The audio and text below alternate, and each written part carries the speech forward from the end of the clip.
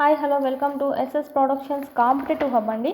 ఈ వీడియోలో మనము 7th సంబంధించి మ్యాథమెటిక్స్లో భాగంగా అన్ని లెసన్స్ అనేటివి అయిపోయినాయి. సెమ్ 1 కంప్లీట్ అయిపోయింది, సెమ్ 2 కంప్లీట్ అయిపోయింది కొత్త టెక్స్ట్ బుక్ ఆధారంగా. ఓకే, ఇక్కడ మనకి లాస్ట్ వన్ మెదడుకు మేత అనేటువంటి ప్రాబ్లమ్ చూద్దాం. Most important. ఈ విధంగానే 6th కూడా చెప్పుకున్నామండి. మెదడుకు మేత అనేది మోస్ట్ ఇంపార్టెంట్, కొంచెం ఎక్కువ లెవెల్లో ఉంటాయి కదా క్వశ్చన్స్. సో మనకి కంపల్సరీ ఎగ్జామ్కి అయితే వచ్చే అవకాశం అయితే ఉంటుంది. 6th చేస్తున్నాను చూడండి, మెదడుకు మేత వాళ్ళు ఇచ్చిందే. ఇక్కడ మనం 7th సంబంధించి కూడా లాస్ట్ వన్ మెదడుకు మేత చూద్దాం. దీంతో టెక్స్ట్ బుక్ మొత్తం కంప్లీట్ అవుతుంది. ఇదే విధంగా 3rd నుంచి 7th వరకు అన్ని టెక్స్ట్ బుక్స్ కంప్లీట్ చేస్తున్నామండి. చూడని వాళ్ళు ఉంటే చూడండి, ఎవరైనా ప్లేలిస్ట్లో యాడ్ చేస్తున్నాం. నెక్స్ట్ 8th అనేది స్టార్ట్ చేయడం జరుగుతుంది. క్లాసెస్ వినండి, ఇక్కడ ఫ్రీగానే ఉన్నాయి. యూట్యూబ్లో అన్ని ఫ్రీగానే ఉన్నాయి టెక్స్ట్ బుక్స్ క్లాసెస్ అనేటివి. వినండి, ఇక్కడ టెస్ట్ సిరీస్ అయితే ప్రాక్టీస్ చేసుకోండి. ఆ క్లాసెస్ వినండి, ఇక్కడికి వచ్చి ఆన్లైన్ టెస్ట్ అనేటివి మీరు రాయండి. ఇట్లయితే మీకు ఇన్ టైంలో సిలబస్ కంప్లీట్ అవుతుంది. మీకు ఎన్ని మార్క్స్ వస్తున్నాయి అనేది కూడా మీకు అక్కడ తెలుస్తుందండి. సైకాలజీ కూడా మీకు యాడ్ చేస్తున్నాము. ఈ విధంగా మీకు క్లాస్ వైజ్ లెసన్ వైజ్ అనేటివి ఉంటాయండి. హ్యాండ్ రిటన్ పీడిఎఫ్స్ కూడా మీకు ఇక్కడ అప్లోడ్ చేయడం అనేది జరిగింది. ఇక్కడ మీరు 9th 10th link topics, psychology, DSC కూడా యూస్ అయ్యే విధంగా పిఐఈ మెథడాలజీ ఇవన్నీ కూడా మీకు అప్లోడ్ చేసేస్తున్నాము. వీటి గురించి ఏమైనా డౌట్ ఉంటే కనుక స్క్రీన్ మీద కనిపిస్తున్నటువంటి నెంబర్కి కాల్ చేయండి. డిస్క్రిప్షన్లో టెలిగ్రామ్ లింక్ అనేది ఇచ్చాను, జాయిన్ అవ్వండి. మీకు ఫ్రీ టెస్టులు కూడా మీకు అప్పుడప్పుడు మీకు యాప్లో మెయిన్ ఇంపార్టెంట్ క్వశ్చన్స్ ఏవైతే ఉంటాయో అవి మీకు టెలిగ్రామ్లో కూడా పెట్టడం అనేది జరుగుతుందండి. నెక్స్ట్ చూద్దామండి. ఫస్ట్ క్వశ్చన్, పొడుపు కథలు విప్పాలంటే ఈ పొడుపు కథల్లోనే భాగంగానే మనకు ఒక ఈక్వేషన్ కూడా ఇస్తారండి. ఈ ఈక్వేషన్ని మనం సాల్వ్ చేయాలి. నేనెవరో చెప్పు, నేనెవరు అంటే ఇక్కడ మనకు ఎక్స్ అనుకుందాం, ఎవరో తెలియదు కదా. సో నా నుండి 8 సంఖ్యను తీసేయండి అంటే ఎక్స్ నుంచి 8 సంఖ్యను తీసేయండి. ముందుకు రావడానికి డజన్తో మరింత విభజించండి. ముందుకు రావడానికి అంటే నీకు ఆన్సర్ తెలుసుకోవడానికి డజన్ అంటే ఏంటండి 12. 12తో విభజించండి అంటే ఇప్పుడు దీన్ని విభజించాలి అంటే ఏం చేస్తాం, బై అనేది చేస్తాం మనము. దీన్ని రెట్టింపు చేయాలి అంటే 2 × 2 అని చేస్తాం. 3 రెట్లు చేయాలి అంటే × 3 చేస్తాం. దీన్ని విభజించాలి అన్నారు, సో మనం బై డజన్తో విభజించమన్నారు కాబట్టి బై 12. క్రికెట్ ఆట కోసం పూర్తి జట్టు అనేది వస్తుందంట. ఈక్వల్ టు క్రికెట్ ఆట ఆడడానికి పూర్తి జట్టులో ఉండాల్సినటువంటి సంఖ్య 11. క్రికెట్ ఆటలో జట్టులో మనకు 11 మంది ఉంటారండి. ఈ విధంగా మనకు ఇండైరెక్ట్గా ఇవ్వడం జరిగింది. కొంచెం తప్పైనా కానీ ఈక్వేషన్ ఆన్సర్ రాంగ్ వెళ్ళిపోతుందండి. మనకు ఫస్ట్ ఆఫ్ ఆల్ నా నుంచి 8 సంఖ్యను తీసేయండి అని ఇచ్చారంటే ఎక్స్ ఆ సంఖ్య ఏదో తెలియదు కాబట్టి దాని నుంచి 8ని తీసేసాము. దాన్ని ముందుకు రావడానికి అంటే నువ్వు ఆన్సర్ తెలుసుకోవడానికి ముందుకు రావడానికి డజన్తో మరింత విభజించండి. డజన్తో మనము డివైడ్ చేసాము.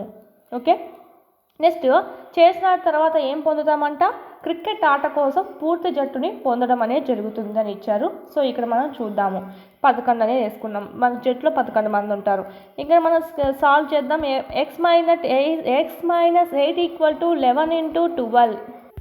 ఆన్సర్ చేద్దాం. 12 1 = 12, 12 1 = 12 + 1 13, 132. X minus 8 = 132. ఈ -8 ఆ పక్కకి వెళ్ళిపోతే +8 అవుతుంది. 132 + 8 ఎంత, 140 ఈజ్ ద రైట్ ఆన్సర్. కీలో కూడా మనకు 140 is the right answer. Next చూద్దాం. సంఖ్యకు 4 నుండి 6 సార్లు జోడించండి. మనకు తెలుగులో కొంచెం చూడండి, తెలుగులో కొంచెం కన్ఫ్యూజన్గా ఉంటుంది, కొంచెం తప్పు అనేది ఇవ్వడం జరిగింది వాక్యం అనేది. ఇంగ్లీష్లో కూడా చూసుకుందాము. ఫస్ట్ ఇది చదువుదాము. సంఖ్యకు 4 నుండి 6 సార్లు జోడించండి సరిగ్గా 64 పొందడానికి. ఓకే, 64 పొందడానికి మనం ముందు చేయమన్నాడు కదా. ఇంగ్లీష్లో చూద్దాము. Add 4 to 6 times add 4 to 6 times A number. ఒక నెంబర్ ఉంది, దానికి 6 times చేసి తర్వాత 4ని యాడ్ చేయాలంట. ఇంగ్లీష్లో చదివితే మనకి ఈజీగా వస్తుంది, తెలుగులో కొంచెం వాక్యం అనేది కొంచెం సెంటెన్స్ ఫార్మేషన్ బాగాలేదని. నెక్స్ట్ చూద్దామండి. టు గెట్ ఎగ్జాక్ట్లీ 64 పొందడానికి ఎక్స్ని 6 times చేసి దానికి 4 ప్లస్ చేయమన్నారు. అంటే 6x + 4 = 64. ఈ +4 ఈ పక్కకి వెళ్తే మైనస్ అంటే 60 అవుతుంది. 6 1 = 6 10 = x = 10 is the right answer. Next question. అడవిలో పాత రావి చెట్టు అనేది ఉందంట. పెద్ద చెట్టుకి ఒక 10 మరియు 3 కొమ్మలు అనేటివి ఉన్నాయంట. మొత్తం ఎంత, 13 కొమ్మలు ఉన్నాయి అని చెప్పి అర్థము. మళ్ళీ కన్ఫ్యూజ్ చేయడానికి అలా విడివిడిగా ఇచ్చాడు. ఒక్కో కొమ్మపై 14 పక్షులు ఉన్నాయి. ఒక కొమ్మ పైన 14 పక్షులు ఉన్నాయంట. ఇక్కడ కొమ్మలు ఎన్ని వచ్చాయి, 13 కొమ్మలు అనేవి వచ్చాయి. ఓకే, గుర్తుపెట్టుకోండి. గోధుమ రంగు పిచ్చుకలు ఉన్నాయంట, కాకులు ఉన్నాయంట, ఆకుపచ్చ రంగులో ఉన్నటువంటి చిలుకలు కూడా ఉన్నాయంట. చిలుకలకు చిలుకల కంటే రెండింతలు కాకులు అంట. కాకులు ఈక్వల్ టు చిలుకల కంటే రెండింతలు. ఓకే, చిలుకల కంటే రెండింతలు, చిలుకలు రెండింతలు చేస్తే కాకులు అవుతాయంట. నెక్స్ట్ కాకుల కంటే రెండింతలు పిచ్చుకలు, అంటే పిచ్చుకలు ఈక్వల్ టు కాకుల కంటే రెండింతలు. ఓకే, ఈ విధంగా వేసుకొని కన్ఫ్యూజ్ కాకుండా ఉంటుంది. ఒక్కో రకమైన పక్షులు ఎన్ని ఉన్నాయో కనుక్కోవాలి. ఇప్పుడు అంటే చిలుకలు ఎన్ని ఉన్నాయి, కాకులు ఎన్ని ఉన్నాయి, పిచ్చుకలు ఎన్ని ఉన్నాయో కనుక్కోవాలి. చూద్దామండి. ముందు పక్షులన్నీ ఎన్ని ఉన్నాయో చూద్దామండి. 13 కొమ్మలు ఉన్నాయి. ఒక్కొక్క కొమ్మ మీద 14 పక్షులు అంట. ఒక్కొక్క కొమ్మ మీద 14 పక్షులు అయినప్పుడు 13 కొమ్మల మీద ఎన్ని పక్షులు ఉంటాయి? 14 × 13. Okay, 4 3s are 12, 3 1s are 3, 4 1s are 4, 4 5 6 7 8, 1 1s are 1. 182 పక్షులు ఉన్నాయండి మొత్తము. 182 పక్షుల్లో మనం ఈ రేషియో అంతా కనుక్కుందాం మనం ఇప్పుడు మనకి కాకులు ఎన్నో పిచ్చుకలు ఎన్నో తెలిసాయి కదా. అంటే కాకులు ఈక్వల్ టు చిలుకలకి 2 రేట్లు అంట, పిచ్చుకలు ఈక్వల్ టు కాకుకి 2 రేట్లు. సో మనం సబ్స్టిట్యూట్ చేద్దాం కాకి వాల్యూని. సో 2 × చిలుకలు × 2. ఓకే, 2 2s ఎంత అండి? 4, అంటే 4 చిలుకలు. పిచ్చుకలు ఈక్వల్ టు 4 చిలుకలు. ఇది మీకు పిచ్చుక బై చిలుక ఈక్వల్ టు 4/1. అంటే పిచ్చుకలు 4 పార్ట్స్ అయితే చిలుకలు 1 అని చెప్పి. అంటే ఇంకా మనకి కరెక్ట్గా 4a అని కాదండి. అంటే ఇక్కడ ఎక్స్ ఉన్నట్టు ఏం తెలియదు మనకి. ఇక్కడ రేషియోలో మార్చుకున్నాం 4/1 అని. ఇది పిచ్చుకలు 4 ఉంటే చిలుకలు అనేటివి ఒక రెట్టుగా ఉన్నట్టు. ఓకే, ఇది 4 రెట్లు ఉంటే ఇది 1 రెట్టుగా ఉన్నట్టు. ఓకే, నెక్స్ట్ చూద్దాము. పిచ్చుక చిలుక కనుక్కున్నాము. పిచ్చుకలు అయితే 4 రెట్లు, చిలుకలు అయితే 1. నెక్స్ట్ మనకి కావాల్సింది కాకులు. కాకులు ఈక్వల్ టు ఏంటి? 2 × చిలుకలు కదా. చిలుకలు ఎంత ఇచ్చారు ఇక్కడ? 1. సో ఎంత అవుతుంది? 2 1s are 2. సో 2 రేషియో అయితే ఇది మనకు. పిచ్చుకలు చిలుకలు కాకులు రేషియో 4:1:2. మొత్తం పక్షులు ఎన్ని ఉన్నాయి మనకి? 182 అనేటివి ఉన్నాయి. అంటే 4 5 6 7 అంటే మొత్తం ఎన్ని భాగాలు ఉన్నాయి? 7 భాగాలకి 182 అయినప్పుడు 4 భాగాలకి ఎంత అంటే పిచ్చుకలు ఎంత? 4 భాగాలు కదా ఉన్నాయి మొత్తంలో. సో అది క్రాస్ మల్టిప్లికేషన్ 182 × 4/7. 7తో చూద్దాము. 7 2s are 14, 7 6s వెళ్తుంది చూడండి. అంటే 26 × 4 వచ్చింది. 6 4s are 24, 4 2s are 8 9 10, 104 పిచ్చుకలు 104 ఉన్నాయి. ఇప్పుడు మనము నెక్స్ట్ కనుక్కుందాం. 1 రేషియో ఉంది, చిలుకలు కనుక్కుందాం. 7 భాగాలకి 182 పక్షులు ఉన్నట్టయితే, మొత్తం 182 పక్షులు ఉన్నట్టయితే 1 భాగం చిలుక కదా. సో 1 భాగానికి ఎంత? 182 / 7. 7తో 26తో పోతుంది. సో చిలుకలు ఎన్ని ఉన్నాయి? 26 చిలుకలు అనేటివి ఉన్నాయి. నెక్స్ట్ మొత్తం భాగాలు మనకు 182 పక్షులు అయినప్పుడు దాంట్లో కాకులు భాగం ఎంత? 2 భాగాలు కదా. సో 2 భాగాలకి ఎంత? 182 × 2/7. 7 26. 26 2s ఎంత అవుతుంది మనకి? 52. సో మొత్తానికి ఆన్సర్ పిచ్చుకలు 104, చిలుకలు 26, కాకులు 52 ఈజ్ ద రైట్ ఆన్సర్. నా దగ్గర కొన్ని 5 రూపాయల నాణ్యాలు ఉన్నాయి, కొన్ని 2 రూపాయల నాణ్యాలు ఉన్నాయంట. కొన్ని 5 రూపాయలు ఉన్నాయి, కొన్ని 2 రూపాయలు ఉన్నాయి.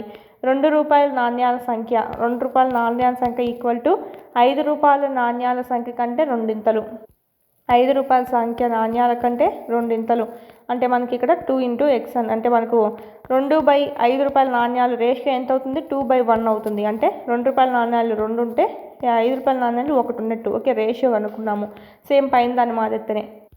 మొత్తం డబ్బులు ఎంత ఉన్నాయంటే 108 ఉన్నాయంట.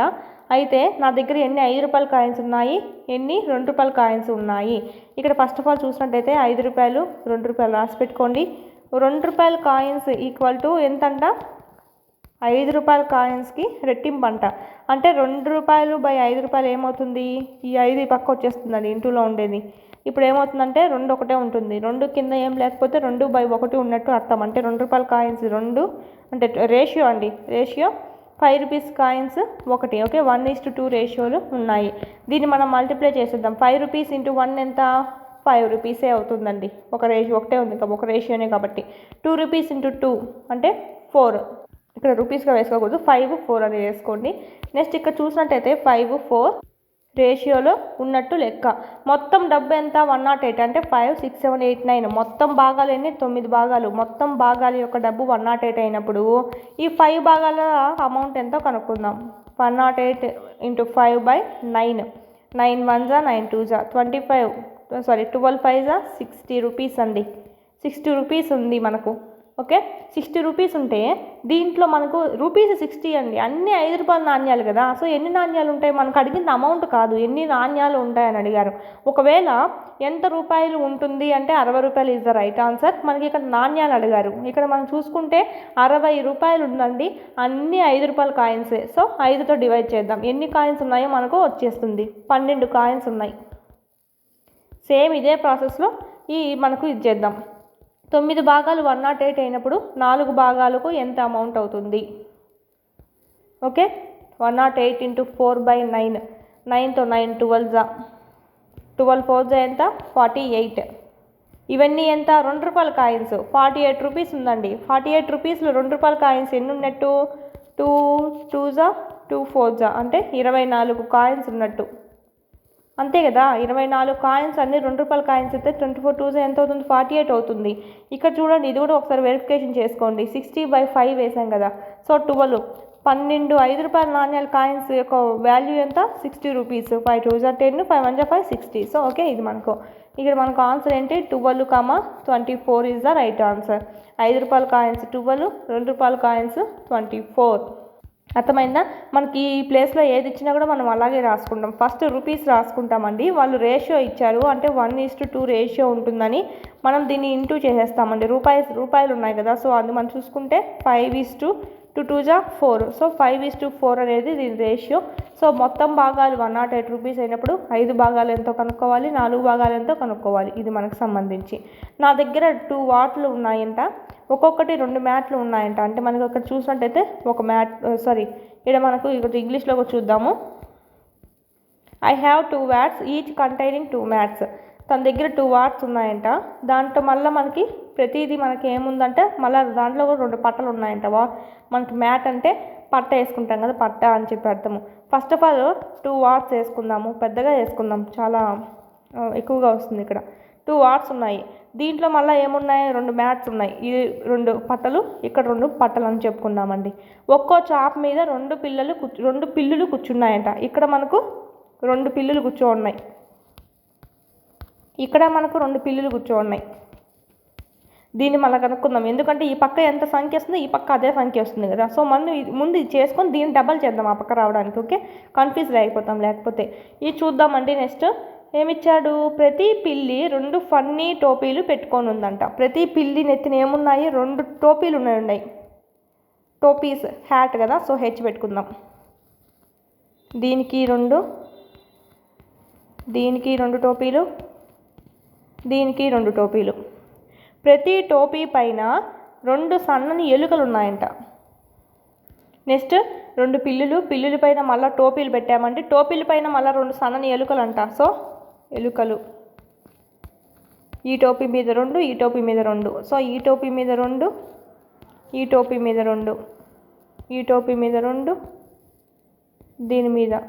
ఓకే,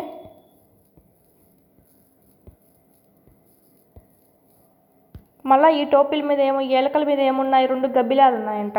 గబ్బిలాలు అయితే ప్రతి వాట్స్లో ఎన్ని వస్తువులు ఉన్నాయి అంటే దీంట్లో ఎన్ని వస్తువులు ఉన్నాయి అని. ఇక్కడ మళ్ళీ దీని మీద గబ్బిలాలు వేసుకోవాలి కదా. సో దీనిపైన మనకు ఎలకల మీద 2 గబ్బిలాలు ఉన్నట్టు. సో 2 2 2 2 2 2 2 2 ఇంకన్నీ మనకి ఎన్నైతే ఎలకలు ఉన్నాయో ప్రతి నెత్తి మీద ఒక 2 గబ్బిలాలు వేసుకోండి. ఓకే, పైన ఎంత వచ్చిందో చూద్దామా?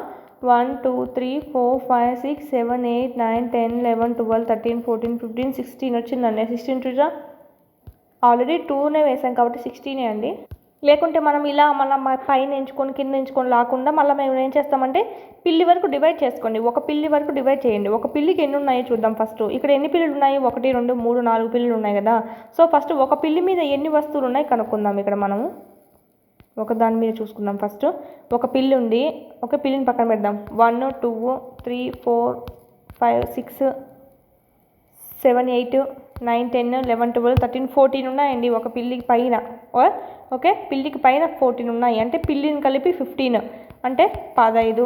ఇది ఒకటి 15 15 15. ఇక్కడ కూడా అంతే కదా. ఈ ఒక పిల్లికి పైన 14 ఉంటే ఏదో ఒకటి పిల్లి ఒకటి 15. ఇలాగ మనకు 15 4 ఉన్నాయి కదా. సో 15 4 ఎంత అండి? 60. అర్థమైందా? 60 పిల్లుల వరకు చూసుకుంటే. ఓకే, మనకి ఇక్కడ ఒక మ్యాట్ ఉంది కదా. సో 61, ఇదొకటి 62, ఈ మ్యాట్ ఒకటి, ఈ మ్యాట్ ఒకటి.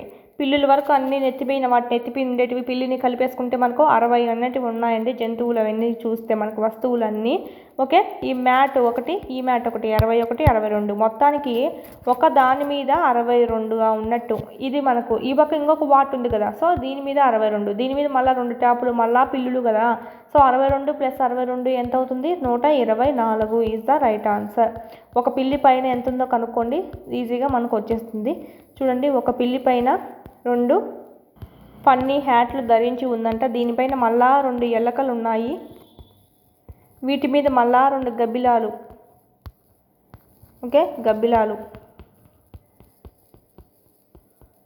మొత్తానికి ఎంత? 1 2 3 4 5 6 7 8 9 10 11 12 13 14 15 పిల్లితో కలిసి. ఇదంతా మనకు ఒక మ్యాట్ మీదేనండి. ఓకే, ఒక చాప మీద, ఈ పక్క ఇంకో చాప మీద, ఈ పక్క ఇంకో చాప మీద ఉన్నాయి కదా. సో ఇవంతా కలిసి మనకు చూసినట్టయితే ఇది 15 వరకు అవి ఉంటే, జంతువుల వరకు సరిపోయింటే ఇది 30 కదా. ఈ పక్క 30, ఈ పక్క 30, 60. సో ఇదొకటి మనకు. మళ్ళీ ఈ పక్క కూడా ఉంటాయి కదా ఇంకొక మ్యాట్కి. సో ఇలా చూసుకుంటే మనకు ఒకదాని మీద 62, ఇంకో దాని మీద 62. మొత్తానికి మనకు 124 is the right answer. Next question చూద్దాము. మనకు నెక్స్ట్ క్వశ్చన్, 27 చిన్న క్యూబులను అతికించి పెద్ద క్యూబ్ తయారు చేశారు. పెద్ద క్యూబ్ యొక్క వెలుపలి భాగం పసుపు రంగుతో పెయింట్ చేయబడి ఉందంట. ప్రతి 27 చిన్న గణాల్లో ఎన్ని దానికి పసుపు రంగులో వేసుంటాం కదా ఫేస్ కలరింగ్. సో ఎన్ని అనేటివి దాని ముఖాలు ఒకటి మాత్రమే బయటికి కనిపిస్తూ ఉంటుంది అంటే 6. ఓకే, దాని 2 ముఖాలు బయటికి కనిపించేది ఏంటంటే 10. దాని 3 ముఖాలు పసుపు రంగులోనే కనిపించేటివి ఎన్ని అంటే మనకు ఇక్కడ 8. ఇదేం మనకేం పెద్దగా లేదు. నెక్స్ట్ చూద్దాము. రాహుల్ తన తోటలోని చెట్టు ఎత్తును కనుగొనాలనుకున్నాడంట. అతను తన ఎత్తు మరియు నీడ పొడవుల నిష్పత్తులు చూశాడు. ఎంత ఉంది? 4:1 ఉందండి. తర్వాత ఆ చెట్టు నీడను కొల్చాడంట. అప్పుడు ఎంత ఉందంటే 15 అడుగులు. అంటే ఒక భాగం ఈక్వల్ టు 15 అని చెప్పి, ఒక భాగం ఈక్వల్ టు 15 అడుగులు అయినప్పుడు చెట్టు ఎత్తు అంట. ఎత్తు రేషియో ఎంత ఇచ్చారు? 4. వాళ్ళే ఒక భాగం ఎత్తు అనేది ఇచ్చేసారండి. అందుకే మనం నెక్స్ట్ 4th ఎంత? 15 4 60.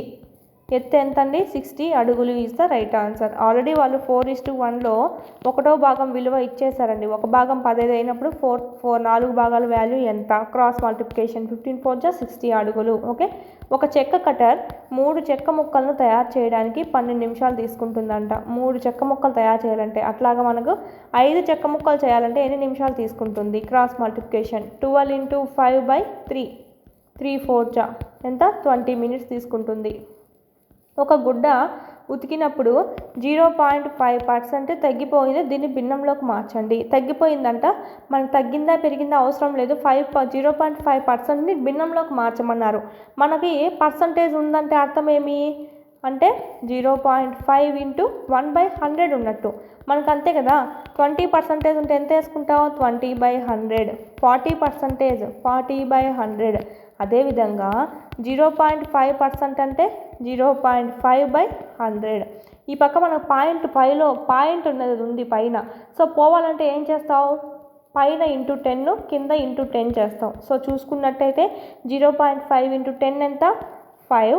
పాయింట్ వెళ్ళిపోతుంది 5/1000. ఈ కింద 10 జాయిన్ చేస్తావు కదా, సో అది అలాగే ఉంది.